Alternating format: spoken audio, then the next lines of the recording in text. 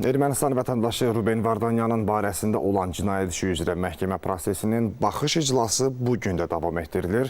Cinayət Məcəlləsinin işgəncə, muzduluq, müharibə qanunlarını və adətlərini pozmaq, terrorçuluğu maliyyələşdirmə və digər maddələr ilə təqsirləndirilən Vardanyana ittiham aktı elan olunur.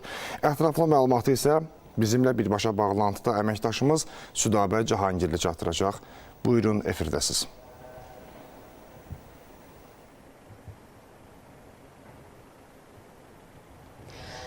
Hər vaxtınız xeyirli olsun. Bəli, Ermənistan vətəndaşı Ruben Vardanyanın ədalət mühakiməsi davam edir.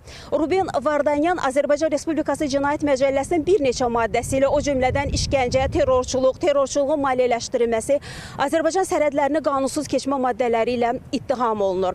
Hal-hazırda məhkəmə prosesində ittiham aktının nəticəvi hissəsi elan olunur və mən istərdim ki, bir neçə mühüm məqamı tamaşaçıların da diqqətinə çatdırım.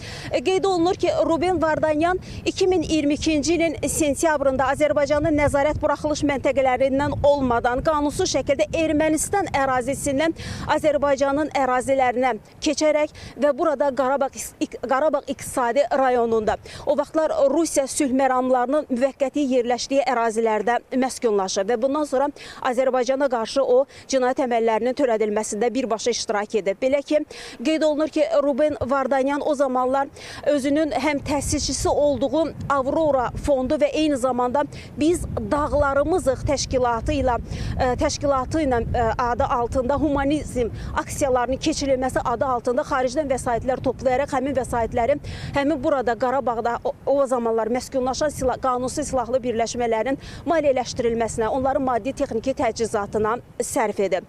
Və bundan başqa o Rusiyanın Akva şirkəti ilə sövdələşmələr apararaq, onlarla razılaşmalar apararaq Azərbaycanın o zamanlar obyektlərinə hücumlar etmək üçün pualların alınması və eyni zamanda həmin pualların istehsalı üçün, zavodun inşası üçün sövdələşmələr aparıb, danışıqlar aparıb. Başqa bir ittihamda qeyd olunur ki, Ruben Vardanyan o zamanlar VOMA təşkilatının qurucusuyla, yaradıcısıyla əlaqəyə girərək Azərbaycanlıları hədəfə götürmək və eyni zamanda xüsusi qruplaşmaların hazırlanması üçün, muzluların hazırlanması üçün vəsait ayrılıb, bunun üçün vəsaitlər sərf edib və həmin təşkilatlarla sövdələşmə aparıb və belə bir qanunsuz silahlı birləşməyə dəstək göstərib. Bir mühüm məqam da onunla bağlıdır. İttiham aktında qeyd olunur ki, Ruben Vardanyanın bir təşəbbüsü də olub ki, bu da Azərbaycan vətəndaşlarının, diplomatik korpusda çalışan vətəndaşlarımızın, o cümlədən xaricdə xidməti vəzifələrini yerinə yetirən vətəndaşlarımızın hədəfə alınması olub ki, bununla bağlı terrorçuluq əməllərinin